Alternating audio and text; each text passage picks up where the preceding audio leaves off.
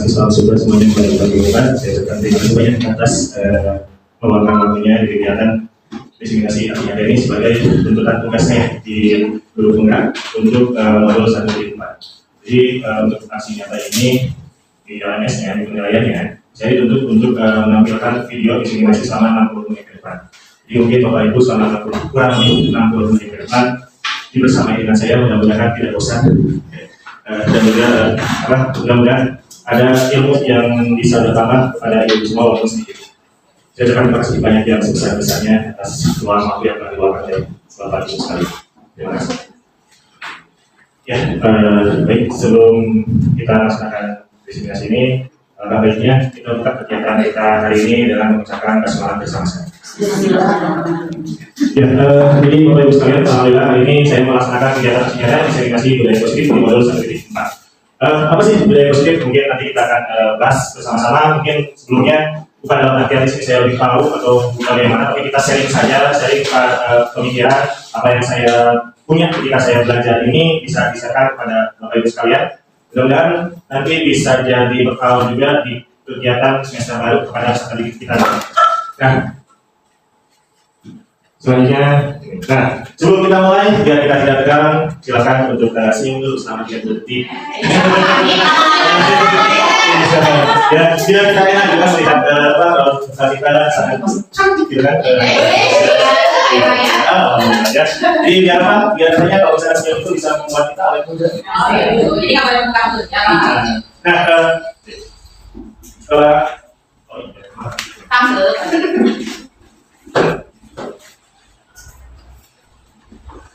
ya, alhamdulillah selama 30 detik senyum itu banyak manfaat yang bisa kita rasakan. Nah, setelah tersenyum, maka ada satu kegiatan yang mungkin Bapak Ibu di sini ada yang sudah tidak asing lagi dengan kegiatan ini. Tapi saya ingin ibu-ibu sekalian punya teman dulu, kira-kira dengan siapa pasangan? Ada tidak pasangan? Ada dengan siapa? Ya, mungkin dengan siapa? Dengan siapa? Ada punya pasangan nggak apa-apa sih teman-teman saya? Ya, mereka. Ya, nah kegiatan coba buka. Yang pertama adalah rasakan bahwa kalian ya mencoba untuk memegang. Jadi nanti salah satu dari kalian mencoba untuk menutup atau menggenggam tangan. Nah, dalam genggaman itu seolah-olah, siapa yang menggenggam ya? Jadi A dan B. Oke, jadi ya mari kopi coba rekannya. Oke, nah, bagaimana caranya bahwa kalian bisa membuka genggaman dari lawan dari teman kalian? Nah, yang pertama berusaha membuka bahwa ada sesuatu yang berharga. Ya, oke. Mencoba untuk berusaha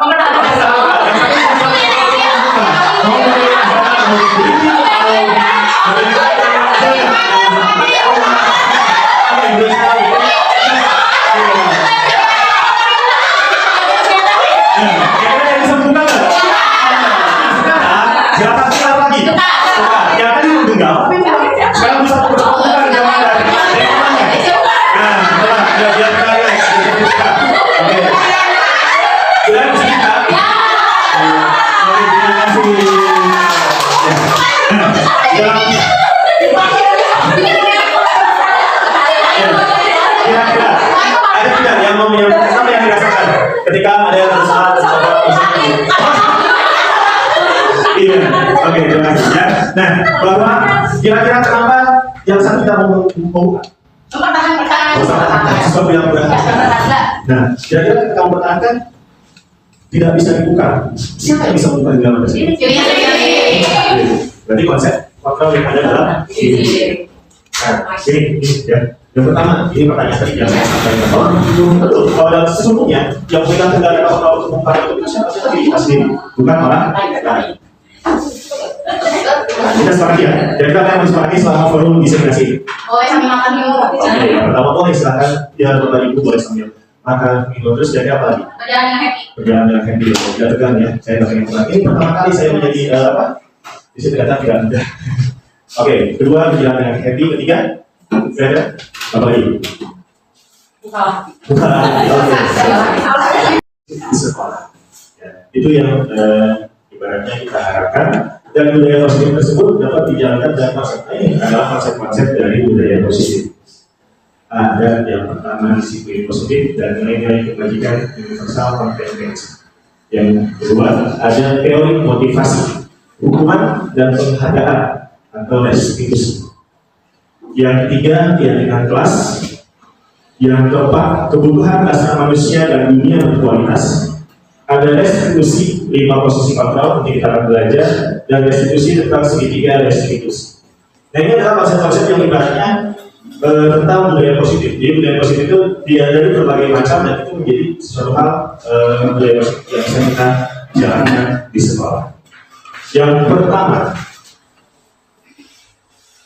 ini teori kontrol dari Dr. William Glasser.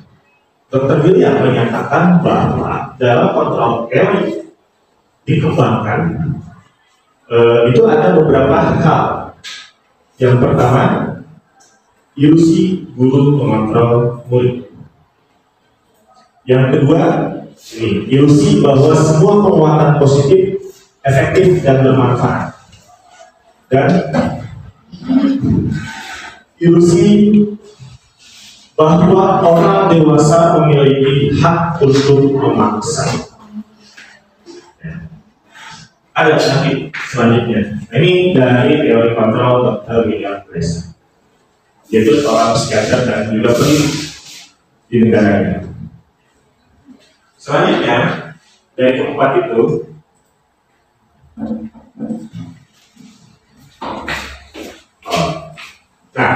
ilusi guru mengontrol murid.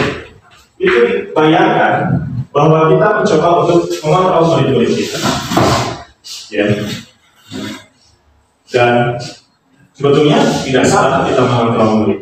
Hanya ada hal-hal atau pendekatan yang memang harus dilakukan. Nah ini adalah ilusi bahwa semua penguatan positif itu efektif dan bermanfaat. Bahwa yang namanya positif pasti bermanfaat untuk semua. Selanjutnya di sini dikatakan ilusi bahwa kritik dan membuat orang merasa bersalah dapat menguatkan karakter. Tapi itu hanya ilusi saja. Untuk membuat orang merasa bersalah itu dapat menguatkan karakter belum tentu bisa seperti itu. Dan yang terakhir, ilusi bahwa orang dewasa memiliki hak untuk memaksa. Bisa memiliki, bisa. Tapi itu hanya sebuah ilusi dalam artian konsep kedisiplinan itu belum tentu bisa didapatkan. Secara singkatnya seperti itu. Nah, di sini ada lagi yang pertama, bagaimana seseorang bisa berubah dari paradigma stimulus respon kepada pendekatan teori kontrol oleh Stephen R. Covey. Bahwa Stephen R. Covey di dalam Principle Centered Leadership tahun 1991 mengatakan bahwa bila kita ingin membuat kemajuan perlahan sedikit-sedikit, ubahlah sikap atau perilaku Anda. Walaupun sedikit, silakan ubah perilaku Anda. Namun, bila kita ingin memperbaiki cara-cara utama kita, maka kita perlu mengubah kerangka acuan kita. Ubahlah bagaimana Anda melihat dunia, bagaimana Anda berpikir tentang manusia. Ubahlah paradigma Anda, skema pemahaman dan penjelasan aspek-aspek tertentu tentang realitas.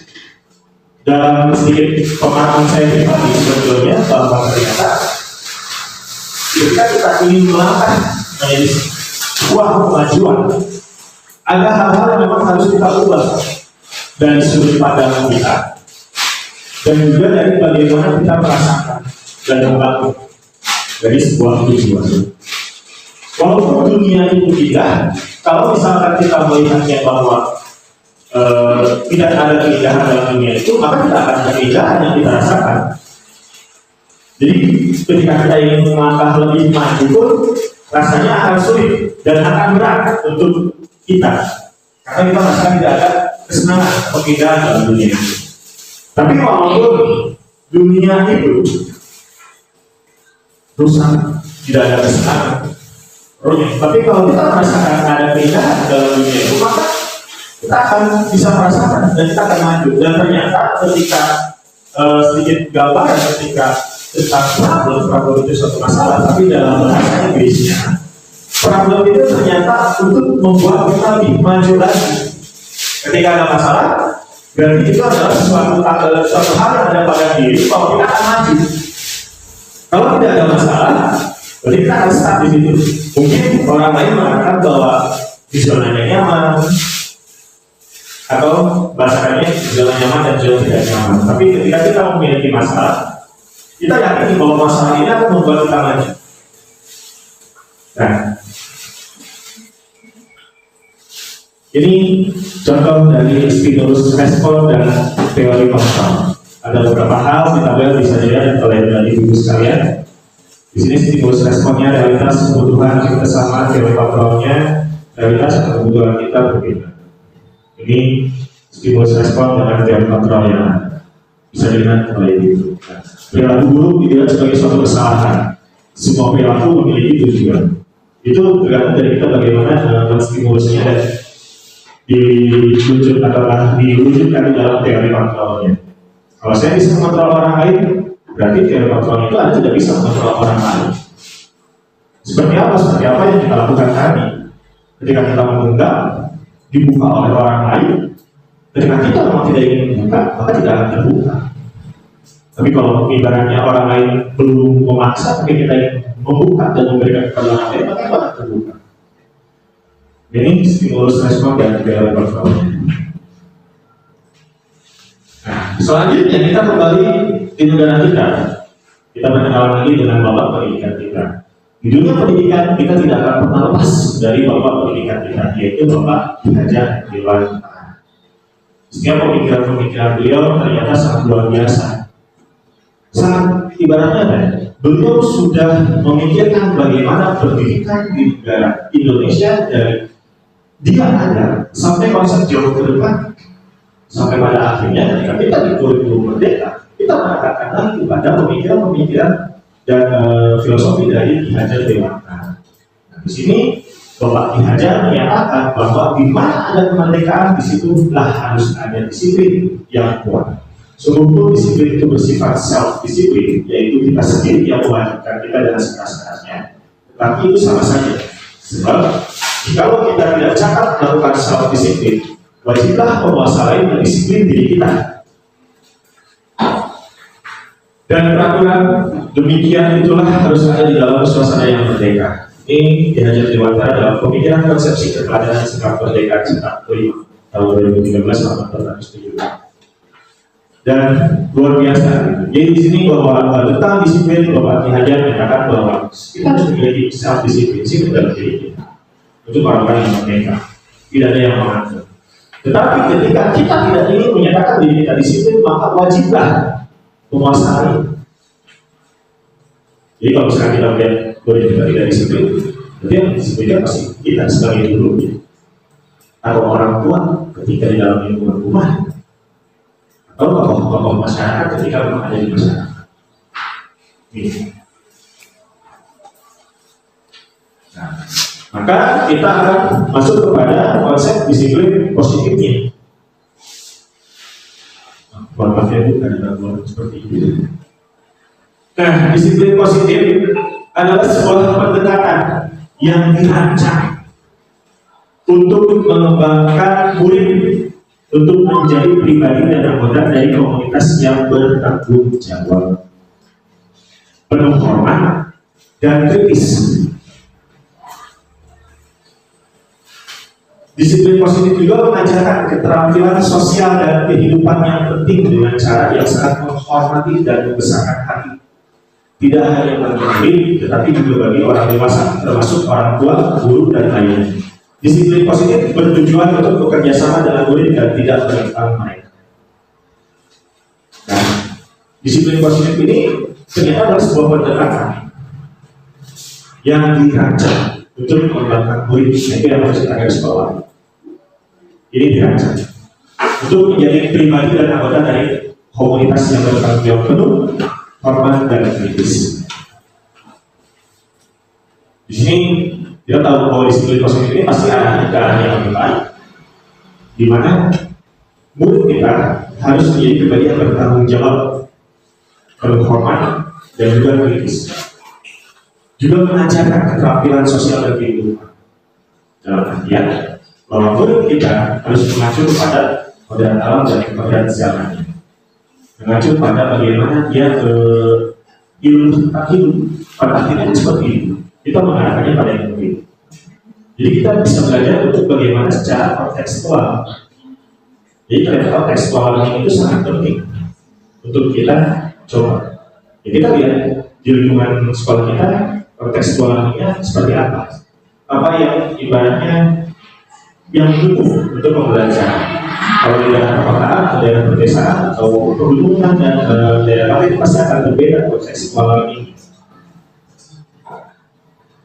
Nah, semua hal yang dijelaskan tetap inilah acuan utama kita, yaitu profil belajar Pancasila. Ini sangat kaitannya bahwa apapun yang kita lakukan untuk murid-murid kita pasti berpatokan kepada profil belajar Pancasila, yang dimana kita mengharapkan untuk universal kebajikannya itu adalah profil belajar Pancasila, di mana yang pertama beriman dan takwa kepada Tuhan yang Maha Esa dan berakhlak mulia. Beriman, apapun agamanya, bahwa kita mengharapkan anak didik kita itu beriman. Berkebinekaan global, kita paham bahwa negara kita tidak hanya ada satu ras atau suku, bermacam-macam kain. Mungkin di sekolah, di kelas ibu sekalian mungkin ada berbagai macam suku. Ada yang suku Jawa, Sunda, atau mungkin Batak, ada Melayu atau apapun itu. Selanjutnya bergotong royong. Diharapkan peserta didik kita bergotong royong, saling membantu. Dari bagaimana dia piket kelas, menjaga. Itu yang kita harapkan. Kreatif, bernalar kritis, mengeluarkan ide-idenya, atau mungkin ada yang ibaratnya nyontek, selalu ingin bertanya apapun itu. Setidaknya dia memiliki bernalar kritis, mungkin kita harus arahkan dan mandiri. Nah, segala apa yang dijelaskan oleh saya berpatok dan berpusatnya kepada belajar Pancasila.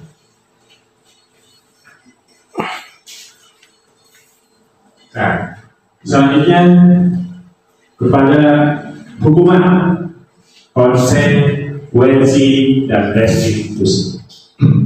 Nah, tindakan terhadap suatu pelanggaran pada umumnya berbentuk hukuman atau konsekuensi. Dalam modul yang saya pelajari akan diperkenalkan program disiplin positif yang dinamakan restitusi. Apa sih restitusi? Apa bedanya hukuman konsekuensi dengan restitusi itu sendiri? Ya. Halo, masih ada? Nah, dalam konsepnya bahwa restitusi itu adalah proses menciptakan kondisi bagi murid untuk memperbaiki kesalahan mereka. Itu restitusi. Sehingga mereka bisa kembali pada kelompok mereka dengan karakter yang lebih kuat. Oleh dosen tahun 2000. Nah, jadi restitusi itu merupakan proses kolaboratif yang mengajarkan murid untuk mencari solusi untuk masalah mereka dan membantu murid berpikir tentang orang seperti apa yang mereka inginkan dan bagaimana mereka harus memperlakukan orang lain. Nanti akan ada contoh dari restitusi ini ya di terakhir. Cuma dalam artian bahwa kalau restitusi berarti lebih mengajar. Ketika memang ada masalah di dalam kelasnya, kita pasti akan menanyakan setiap alasan. Jadi kalau hukuman apa? Ketika anak melakukan suatu kesalahan, pasti langsung dihukum. Kamu buat nangis teman kamu start di depan, itu sudah sebuah hukuman. Langsung langsung menanyakan alasannya, kamu dihukum karena kamu sudah melakukan suatu kesalahan. Nah, tapi kalau untuk restitusi ini sendiri, itu akan diberikan sebuah pendekatan atau pertanyaan-pertanyaan. Kenapa kamu melakukan itu? Kenapa bisa sampai seperti itu? Jadi tidak langsung harus ada punishment di situ. Tidak ada ya itu restitusi itu pasti mengajak dulu mencari tahu akar masalahnya. Kita coba untuk solusinya seperti apa. Dan nanti dia kembali lagi ketika dia bertemu dengan temannya, bukan dalam artian dia akan merasa dendam terhadap temannya karena dia sudah melakukan kesalahan terhadap temannya, terus dilaporkan kepada berikutnya, terus memberikan hukuman. Tapi ketika kita melakukan proses restitusi ini, diharapkan bahwa ketika dia bertemu dengan temannya yang sudah dia berikan atau ibaratnya telah melakukan kesalahan, maka sampai menangis, dia bisa dengan inisiatifnya sendiri, dia bisa meminta maaf. Jadi ada sesuatu hal yang positif yang bisa kita berikan dengan sistem restitusi ini. Ya. Nah, mungkin ibaratnya banyak pengalaman dari ibu guru ketika di kelas. Ibu guru sudah pernah melakukan restitusi ini, cuma mungkin pada saat itu tidak tahu apakah ini restitusi atau bukan. Tapi insya Allah sebetulnya semua guru itu sudah pernah melakukan ini. Cuma mungkin karena konsep ini ada di guru pemuda, mudah-mudahan ibu guru nanti ikut hari ini.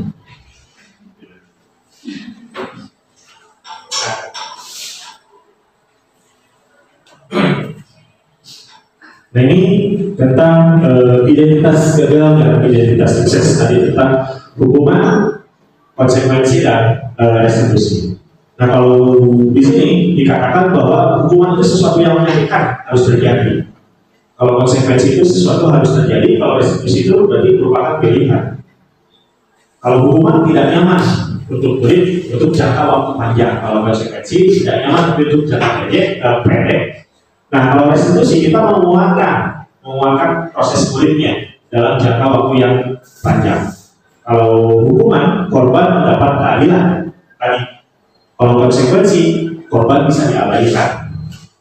Tapi kalau restitusi, korban mendapatkan keadilan.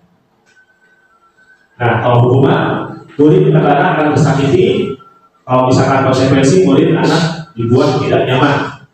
Nah, tapi ketika di restitusi, murid akan mendapatkan penguatan.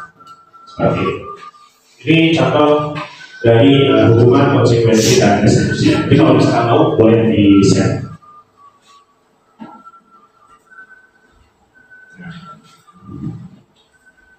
Oke, tegak, santai, dan olahraga dulu biar lagi ya. Oke, ibu kelas itu atau ini sudah boleh kita mengikuti kegiatan biar tidak tegak terlalu. Boleh silakan berdiri.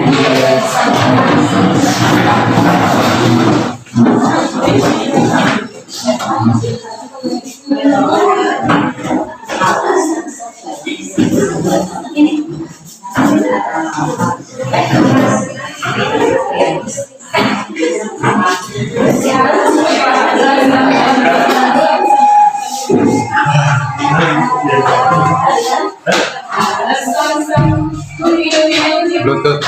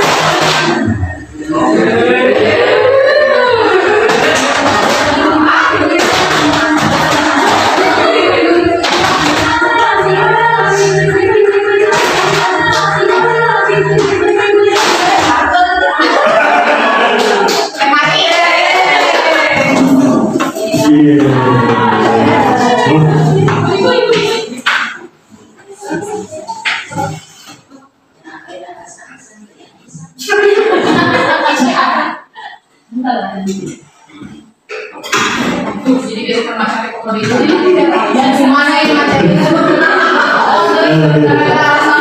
Iya, aduh, maaf kan. Oke, baik, Ibu. Sebelum kita lanjutkan, mungkin ada yang mau tanyakan dulu dari materi sebelumnya. Oke, alhamdulillah, terima kasih. Kalau bahasannya aja, kalau misalkan nanti kurang jelas apa boleh nanti ditanyakan, kita diskusikan di di mana? Iya. Nah, ini ada pertanyaan. Mengapa keyakinan kelas? Mengapa tidak peraturan kelas saja? Kira-kira sebelum kita lanjutkan, ini ada pertanyaan. Boleh silakan siapa yang mau kira-kira mengungkapkan pemikirannya yang terbesit. Mengapa keyakinan kelas? Baik, Mandi, terima kasih banyak. Assalamualaikum warahmatullahi wabarakatuh. Terima kasih banyak atas kesempatannya untuk izin menjawab mengapa keyakinan kelas dan mengapa tidak peraturan kelas saja. Kalau keyakinan kelas, mereka akan meyakini dengan penuh kesadaran dari dalam dirinya sendiri. Berbeda dengan peraturan. Kalau yang namanya peraturan kelas, di situ ada suatu sifat yang mengikat dan memaksa. Berbeda dengan keyakinan kelas. Kalau keyakinan kelas, mereka meyakininya sendiri, membuat keyakinan sendiri, dan mereka menyadari bahwa keyakinan itu adalah hal terbaik yang harus mereka lakukan. Berbeda dengan peraturan kelas. Kalau peraturan kelas itu dibuat oleh pemangku kepentingan di dalam kelas yang bersifat mengikat dan memaksa, harus ditaati tanpa memperhatikan latar belakang peserta didik. Jadi lebih cocoknya ya ke keyakinan kelas, di mana sebuah ketertiban atau sebuah kenyamanan dalam belajar itu dibentuk atas kesadaran dirinya sendiri. Terima kasih Pak Andi. Assalamualaikum warahmatullahi wabarakatuh. Iya, terima kasih. Selain itu, kira-kira ada yang mengungkapkan pemikirannya? Silakan.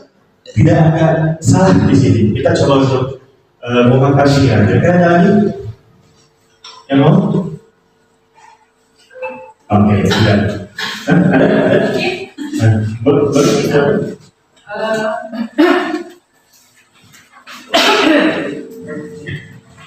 Jadi peraturan kelas itu bisa saja dibuat dari keyakinan kelas dulu. Jadi setelah ada keyakinan kelas, baru dibuat menjadi peraturan kelas. Oke, tidak. Terima kasih. Selanjutnya ada lagi? Iya, nggak apa ya. Ya seperti tadi kita akan coba mengapa keyakinan kelas, mengapa tidak peraturan kelas. Betul, tidak ada yang salah ya bahwa meyakini itu bisa membuat dari konsep apa yang dikatakan oleh BNT itu sendiri bahwa yang ada dalam diri itu harus bisa jadi dalam bagian keyakinan kelas itu tidak akan ada mengikat atau memaksa gitu. Yang diharapkan bahwa keyakinan kelas ini bisa terwujud terus dilaksanakan di dalam kelas yang sudah diyakini. Kalau peraturan pasti mengikat. Nah, ini ya pembentukan keyakinan sekolah atau kelas. Nah, keyakinan kelas ini bersifat lebih abstrak daripada peraturan yang lebih rinci dan konkret. Selanjutnya, bahwa keyakinan kelas berupa pernyataan universal. Ketiga, pernyataan keyakinan kelas senantiasa dibuat dalam bentuk positif. Dan keyakinan kelas sebenarnya tidak terlalu banyak sehingga mudah diingat dan dipahami oleh semua warga kelas. Keyakinan kelas sebenarnya sesuatu yang dapat diterapkan di lingkungan tersebut. Semua warga kelas sebenarnya ikut berkontribusi dalam pembuatan keyakinan kelas lewat kegiatan curah pendapat. Bersedia meninjau kembali keyakinan kelas dari waktu ke waktu. Bisa dikatakan bahwa keyakinan kelas itu mirip seperti peraturan.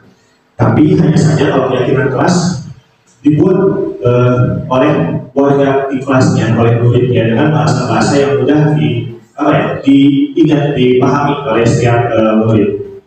Kira-kira kita akan membuat keyakinan apa? Keyakinan yang akan kita buat di dalam kelas. Yang pertama Pak, tidak melapar, tidak mengganggu ketika belajar, kita kondusif. Itu bersifat abstrak. Kalau peraturan pasti. Nah, terus pernyataannya universal dalam bahasa-bahasaan. Dan pernyataan keyakinan kelas biasa dibuat positif. Jadi murid akan melaksanakan keyakinan kelas dengan yakin bahwa itu adalah peraturan yang memang kita buat bersama-sama, kita yakini bersama-sama agar bisa diterapkan di dalam lingkungan. Dan saya rasa ketika peserta didik kita nanti ketika membuat sebuah keyakinan dan mengikuti keyakinan kelasnya tersebut, bisa menciptakan suatu kelas yang memang diimpikan oleh setiap murid. Tapi mungkin nanti dari bahasa-bahasa universal yang keluar dari peserta didik akan kita arahkan karena kata-kata yang lebih baku.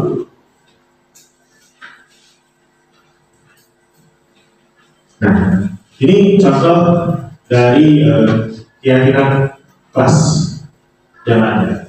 Pastilah ibu sudah membuat, dan saya pun mencoba untuk nanti di awal pembelajaran baru akan mencoba menerapkan itu.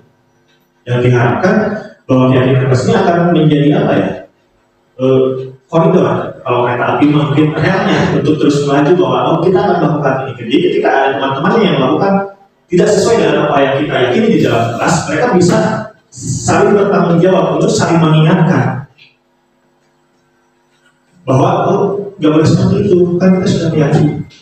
Dan ketika ada konsep murid tidak melakukan keyakinan kelas, kita akan mencoba untuk mendekat dengan proses restitusi tadi. Nah, ini yang diharapkan di dalam kelas seperti itu. Nah, selanjutnya kita masuk kepada kebutuhan dasar manusia menurut Dr. William Glasser dalam Choice Theory, bahwa ada 5 kebutuhan dasar. Yang pertama, bertahan hidup. Kedua, kasih sayang dan rasa diterima. Penguasaan, kebebasan, dan kesenangan. Dan ternyata ketika saya sekilas membaca ini bahwa 5 kebutuhan dasar manusia ini harus terpenuhi.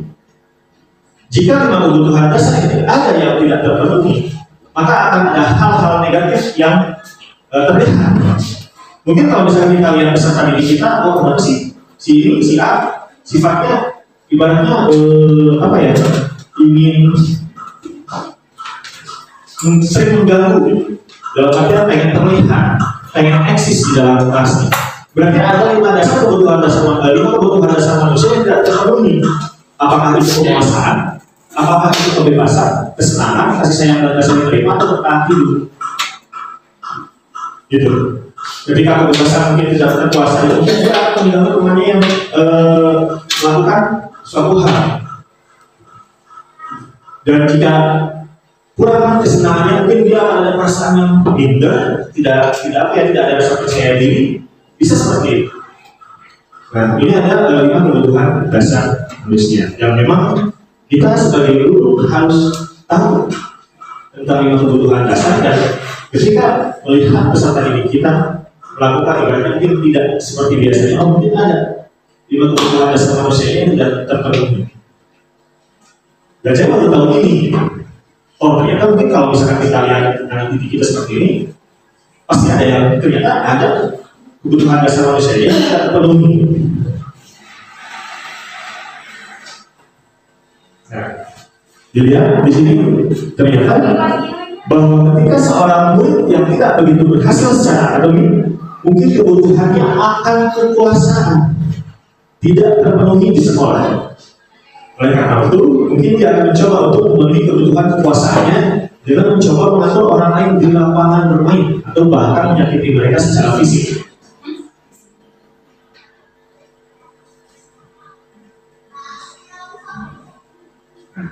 Sebagai guru, kita dapat melibatkannya dalam kegiatan yang memberi peluang murid tersebut membuat pencapaian yang berarti. Nah, ketika ada konsep yang tidak terpenuhi, maka ini akan terjadi.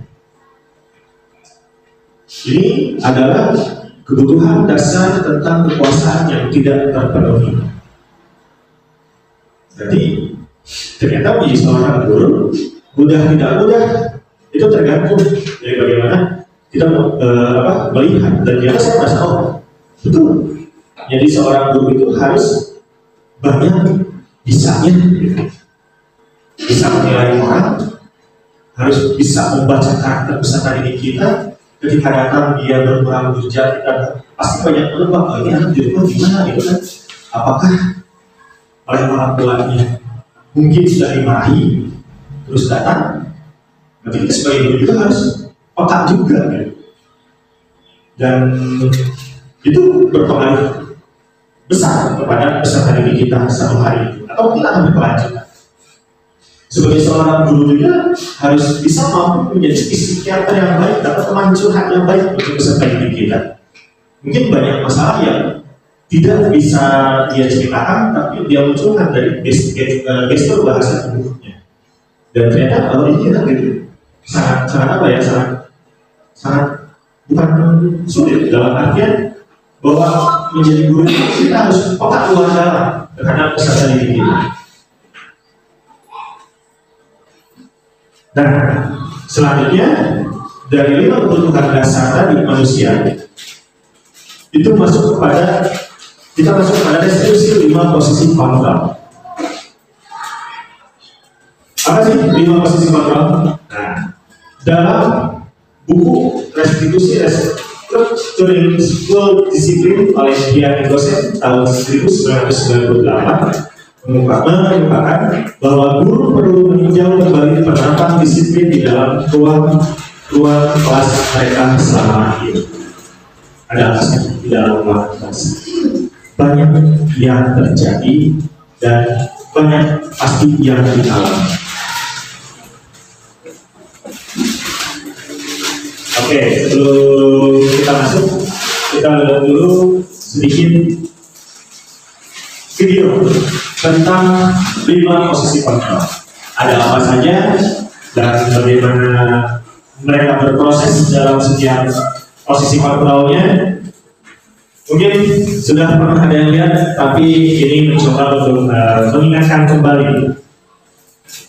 Ini adalah siswa SMA yang bernama Naren.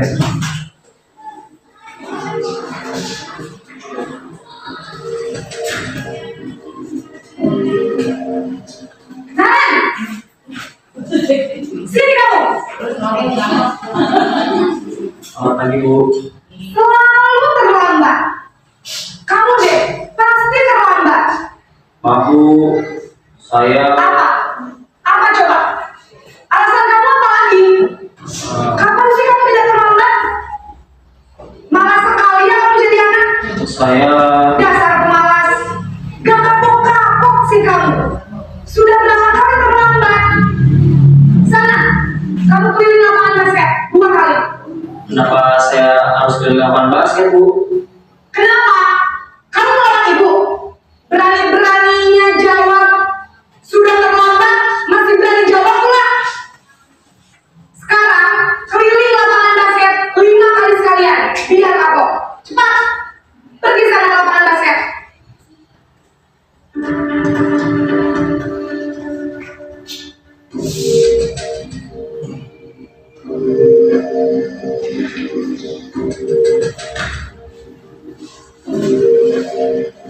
Naren! Selamat pagi, Bu. Naren, kamu kenapa terlambat lagi, nak? Ya Tuhan, Naren, kamu senang ya bikin ibu susah ya? Kalau kamu terlambat lagi, nanti ibu yang akan bawa kepala sekolah, nak. Disangka ibu tidak bisa membina kamu. Duh, gimana ini? Maaf, Bu. Duh, Gusti Naren, kamu suka ya kalau ibu tegur bapak kepala sekolah? Terus, sekarang ibu harus tulis apa yang di buku absen? Ini kamu sudah sering terlambat loh. Ibu harus apa coba? Maaf, Bu. Maaf sekali. Ya sudah, lain kali jangan bikin ibu susah lagi anak ya. Ibu tidak akan kuat lagi kalau kamu gini terus. Bisa jantungan kalau ibu tegur bapak kepala sekolah. Sana cepat sekolah. Maaf ya, Bu. Maaf sekali.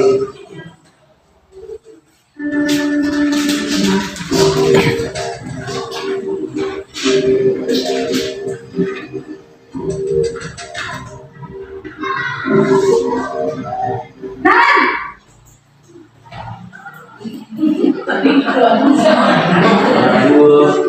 Wah, sudah jam berapa ini nak?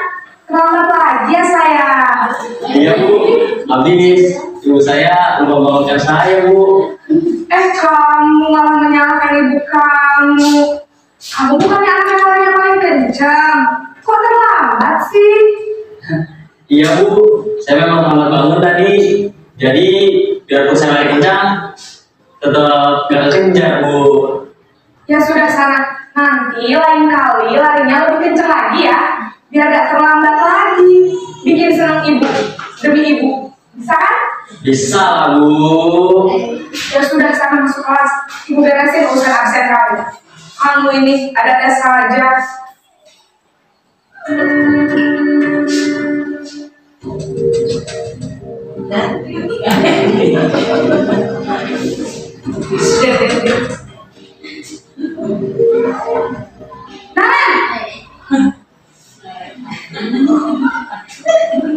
Apa tadi Bu?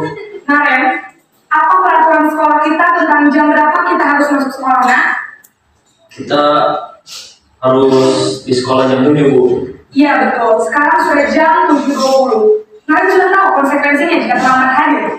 Paham Bu, saya harus tinggal kelas pas jam istirahat selama 20 menit. Iya benar, konsekuensinya demikian. Jadi nanti jam 9.30 pas istirahat, kamu harus tinggal di kelas, kerjakan tugas tambahan untuk ketertinggalan kamu, ya? Baik Bu.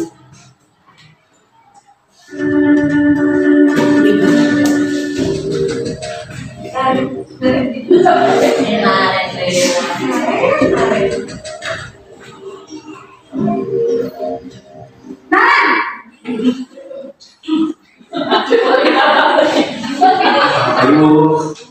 Selamat pagi, Naren.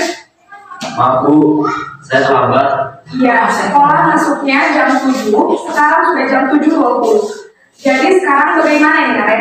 Maaf Bu, saya lupa setel alarm saya semalam. Baiklah, menurut kamu, keyakinan sekolah yang mana yang perlu kamu tingkatkan? Menghargai diri sendiri dan orang lain mungkin ya Bu. Setuju. Jadi, apakah Naren meyakini prinsip saling menghormati tersebut? Iya Bu, saya meyakininya. Apakah Naren bersedia memperbaiki masalah keterlambatan ini? Bersedia Bu. Bagaimana kamu akan memperbaiki masalah keterlambatan ini? Saya akan coba untuk tidak lupa menyetel alarm saya Bu. Baik, kalau Naren mau menyetel alarm di rumah, ada orang yang kira-kira bisa bantu mengingatkan tidak? Ada Bu, kata saya, Kak Emma. Ada lagi selain Kak Emma? Selain Kak Emma, ada ibu saya. Baik, jadi yang mengingatkan Naren adalah Kak Emma dan ibu kamu ya. Kira-kira akan mulai setel alarm kapan nih, Naren? Setelah pulang sekolah, akan segera saya lakukan. Baik, jadi Naren akan setel alarm untuk bangun besok pagi dan akan diingatkan oleh kakak dan ibu dan Naren ya. Ada lagi yang mungkin perlu dilakukan, Naren? Agar tidak terlambat bangun lagi. Tidak ada Bu. Baik, Naren. Terima kasih untuk kerjasama kamu. Sekarang kamu perlu kembali ke kelas untuk belajar. Baik Bu, terima kasih. Iya, ini dari 5 posisi kontrol yang sudah dilihat oleh ibu sekalian. Yang pertama, coba apa? Hukuman. Guru sebagai pemberi hukuman. Dengan ada yang kurang enak ya, dengan sampai ibaratnya mungkin naiknya ya gitu. Yang kedua, sebagai apa? Iya, membuat rasa bersama. Yang ketiga, sebagai teman, guru sebagai teman. Yang keempat, guru sebagai pemantau. Yang terakhir, guru sebagai manajer. Nah, kira-kira usah.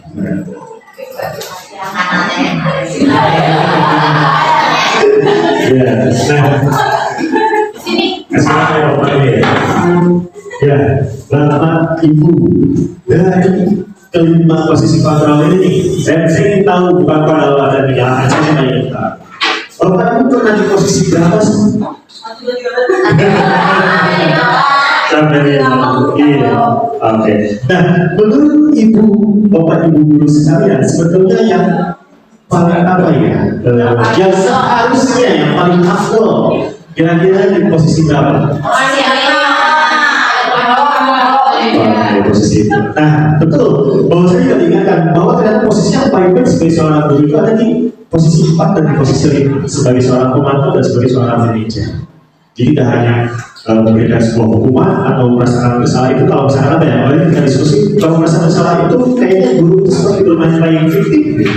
Seolah bahwa gurunya itu apa ya yang harus merasa disalahkan.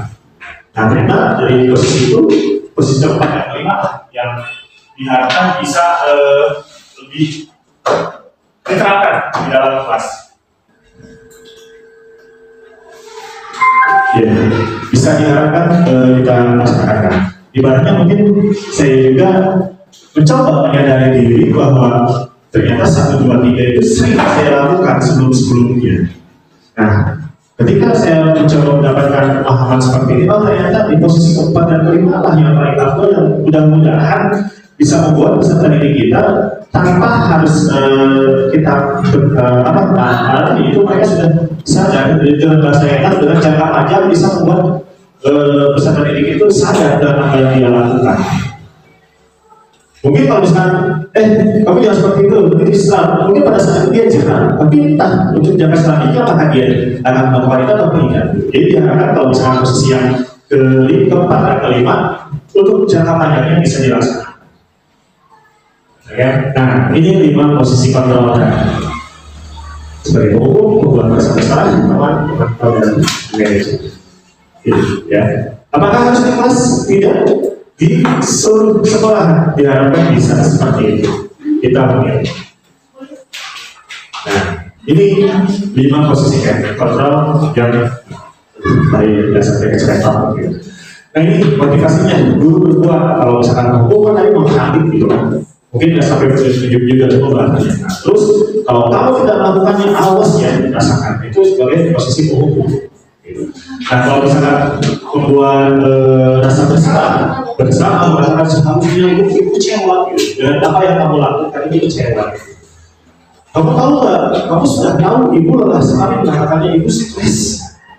Ini di posisi yang ibaratnya dipukul dan membuat rasa bersalah. Nah, hasilnya apa? Hasilnya pasti akan memberontak dan menyalahkan orang lain atau berbohong. Ketika ibaratnya dia melakukan satu kesalahan, ketika konsepnya penghukuman, mungkin dia akan berbohong bahwa bukan saya mau misalkan gelasnya mau itu sih itu berbohong dan menyalahkan orang lain. Nah, kaitan dengan dunia berkualitas itu bahwa boleh mengatakan guru di luar dunia berkualitasnya. Oh, aku enggak nih sama si ibu ini. Ibu guru ini enggak aku banget. Nah, kalau misalnya buat rasa bersalah, guru mengatakan guru di dalam dunia berkualitasnya. Jadi, oh iya, gurunya tidak terlalu ini, tapi iya, tetap. Itu tidak. Nah, selanjutnya untuk teman, posisi teman, guru membuatkan alasan-alasan untuk muridnya. Terus, ayolah, tadi kan, ayolah, lakukan demi ibu, demi ibu. Nah, terus, tapi hasilnya ada rasa ketergantungan dari si murid kepada gurunya bahwa ketika dia melakukan suatu pekerjaan yang tidak bisa dia lakukan, dia pasti akan langsung ke kita gitu. Karena ada rasa ketergantungan itu. Nah, boleh mengatakan guru sebagai orang yang sangat penting di dunia berkualitas dalamnya dunia dirinya. Sangat penting. Pokoknya ibu ini sangat penting bagi aku karena pada setiap aku kesusahan, setiap aku melakukan kesalahan, pasti dia selalu membantu. Nah, di sini ada murid berkata kalau di penghukum, biarkan saya nanti juga marah-marah lagi. Itu untuk penghukum. Nah, terus kalau untuk membuat rasa bersalah, maafkan saya. Nah, ada naikkan tingkat. Nah, tapi kalau teman, saya pikir bapak ibu teman saya ternyata begitu. Dampak, ini dampaknya. Untuk ketiga ini dampak ketika penghukuman mengulangi kesalahan. Ternyata akan mengulangi kesalahannya lagi. Nah, kalau membuat rasa bersalah itu merasa rendah diri. Dalam artian kalau masih rendah diri itu kayaknya dia tidak akan ada muncul rasa percaya diri untuk melakukan apapun. Dia takut saja gitu. Membuat gurunya kecewa. Nah, kalau untuk teman, lemah, tidak mandiri, terganggu. Mungkin ini bisa menjadi acuan sebagai bapak ibu guru di dalam kelasnya untuk mengobservasi, kok murid ini asalnya tidak begini, kok sekarang jadi begini, apakah mungkin ada hal yang proses terjadi di dalam kelas dari posisi 5 posisi kontrol ini. Nah, selanjutnya dimantau guru berbuat, menghitung dan mengukur. Guru berkata, mengingatkan kembali apa peraturannya, apa keyakinan kelasnya, mungkin peraturannya coba mantap. Dan hasil menyesuaikan diri bila diawasi. Kalau tidak diawasi, mungkin akan mengulang. Dan kaitan dengan dunia berkualitasnya, murid mengatakan guru peraturan dan hukum di dunia berkualitas. Mulai ada rasa penyadaran dalam diri. Nah, murid berkata, berapa banyak bintang yang saya harus peroleh, berapa halaman yang harus saya tulis. Sebagai konsep ketika dia melakukan sebuah kesalahan di posisi pemantau. Dan dampaknya menitik beratkan pada sanksi atau hadiah untuk dirinya. Jadi ketika dia melakukan kesalahan, berarti sanksi apa yang saya terima? Ketika saya mendapatkan reward, berarti hadiahnya apa? Posisi apa? Hasil yang baik atau sesuatu hal yang dia setelah saya mengerjakan tugasnya lebih dulu, mungkin reward apa yang akan saya dapatkan untuk tim pemantau. Nah, di sini manajer identitas kontrol diri, menghargai diri sendiri. Untuk manajer pasti mengajukan pertanyaan-pertanyaan. Seperti tadi, kenapa dia terlambat? Ketika dia terlambat, memberikan alasannya apa yang kita yakini, apa yang bisa kau kerjakan untuk memperbaiki masalah ini, seperti tadi. Dan hasilnya bisa menguatkan pribadi, kaitan dengan dunia berkualitasnya, murid meletakkan dirinya sebagai individu yang positif dalam dunia berkualitas. Bagaimana caranya saya bisa memperbaiki keadaan dan dampaknya ini yang kita harapkan. Bisa mengevaluasi diri bagaimana cara memperbaiki diri. Walaupun mungkin akan ada pertanyaan, itu mungkin untuk kelas tinggi bisa dilakukan. Terus bagaimana untuk kelas rendah? Kalau untuk kelas rendah mungkin kita tidak akan bisa memaksakan. Tapi kita harapkan kita mengajak dan menggiring anak-anak untuk bisa memberikan komitmen dalam keyakinan apa yang kita sudah yakini. Kan bisa saja kalau untuk kelas 1 kita coba menggiring opini lah istilahnya seperti itu. Bahwa mungkin nanti ketika ini apa yang sudah apa yang diharapkan oleh anak-anak, murid-murid pada adik-adik dengan bahasa-bahasa yang ibaratnya bisa mereka pahami atau mengerti. Kalau untuk kelas tinggi mungkin mereka sudah bisa memahami. Nah, kalau untuk kelas rendah kita coba bantu mereka. Ayo anak-anak, kira-kira sebelum kita belajar apa yang ingin kita lakukan, apa yang kita yakini, mungkin seolah kata-katanya lebih tekanan, tapi kita lebih diharuskan kepada keyakinan kelas. Bisa, gitu. Insya Allah. Walaupun mungkin prosesnya akan sedikit berbeda dengan kelas tinggi. Nah, ini untuk 5 posisi kuadrat. Untuk membuat kesalahan teman, pemantau, dan manajer. Ya. Diharapkan mungkin nanti konsep di selanjutnya kita bisa coba bersama-sama membangun untuk melaksanakan 5 posisi kontrol ini. Nah, setelah masuk kepada 5 posisi kontrol dan restitusi, sekarang kita akan masuk kepada segitiga restitusi. Ini segitiga restitusi. Segitiga ada 3 tahapan yang memang kita harus lakukan di dalam segitiga restitusi itu sendiri. Kemarin kita coba untuk mengatakan bahwa yang pertama, kita mencoba untuk menstabilkan identitas. Ya.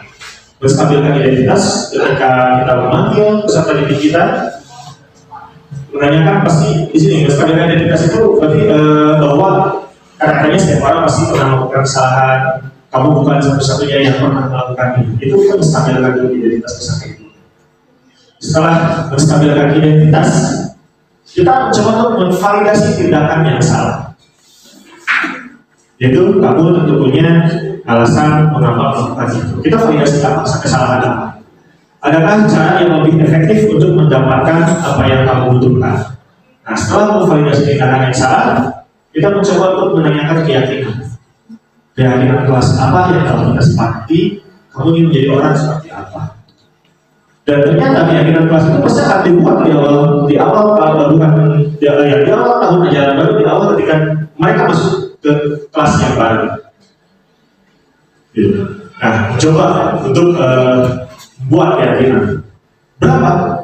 Sebetulnya tidak ada jumlah yang pasti untuk keyakinan, tapi ya kita pun tidak harus terlalu banyak untuk membuat keyakinan kelas.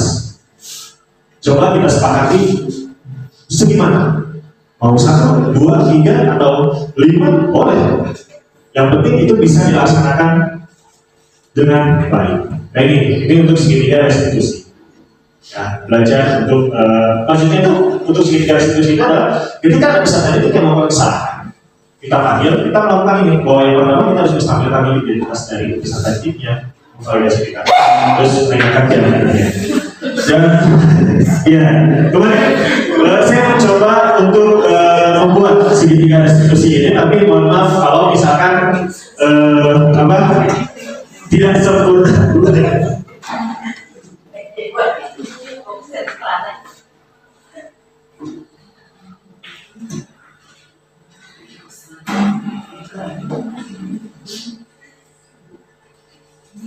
Coba.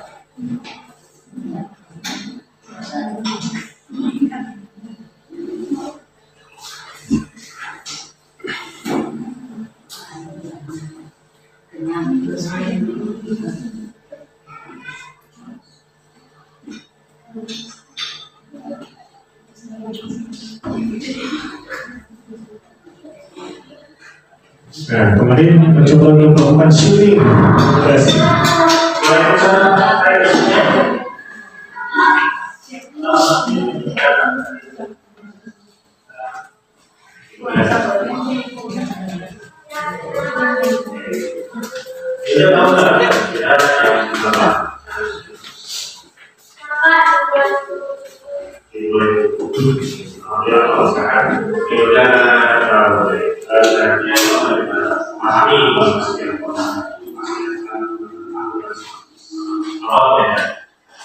Tapi berbeda lihat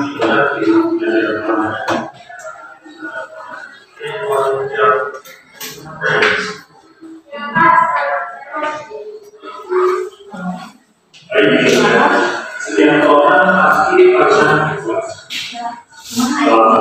orang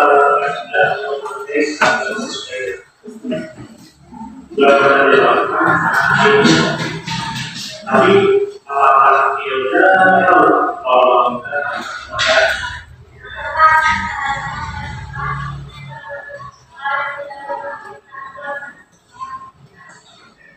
kira-kira salah yang membuat baik.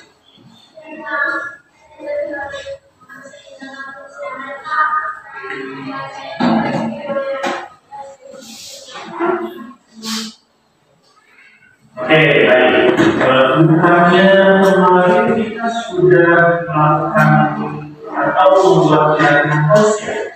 Apakah bisa masih ingat dengan keyakinan konstitusionalitas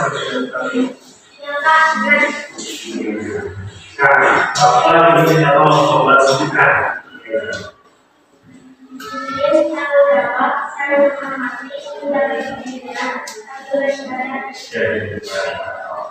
Jadi kalau misalnya caranya atau terlambat tidak melakukan ketentuan yang sudah kita sepakati itu tidak akan melanggar kesepakatan yang lain. Baik, alhamdulillah kami sudah mengetahui dan menyadari kesalahan dan yang mas yang sudah harus lakukan atau nah, jadi keyakinan dari keyakinan kelas itu adalah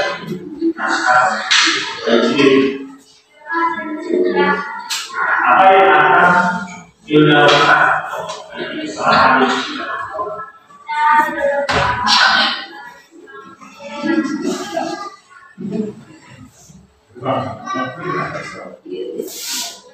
Oke, ya contohnya seperti itu ya. Dalam artian yang pertama tadi mudah-mudahan nanti Bapak Ibu guru ketika mendapati suatu permasalahan di dalam kelas itu bisa mencoba untuk menerapkan segitiga restitusi ini. Kita mau mengajar ngobrol gitu kan. Terus yang pertama ada 3 poin yang memang harus kita terapkan dalam segitiga restitusi itu. Yang pertama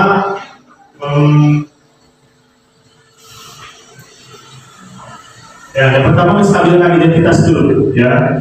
Tadi terus validasi tindakan yang salah dan menanyakan keyakinan. Itu 3 poin yang memang menjadi ketentuan dari segitiga restitusi ini. Diharapkan Bapak Ibu bisa lebih baik lagi daripada saya ya.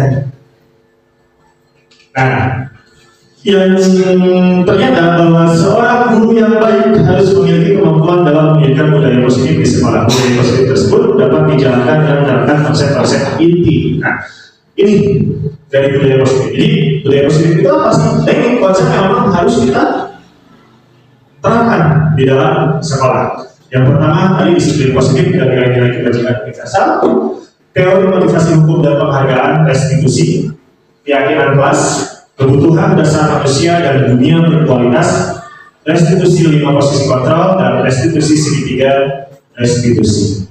Ini ketika ini bisa diterapkan, maka itu akan menjadi suatu kesatuan dari budaya positif di sekolah. Jadi bukan dalam artian budaya positif adalah ya banyak sih. Cuma ini poin-poin ini loh yang kita harus terapkan, dan maka akan terciptalah yang namanya budaya positif itu sendiri. Kita mengharapkan peserta didik kita yang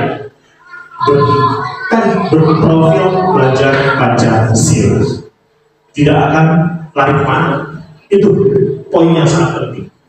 Poin yang sangat pentingnya. Dan masih ada? Oke, dan alhamdulillah itulah aksi nyata dari diseminasi saya.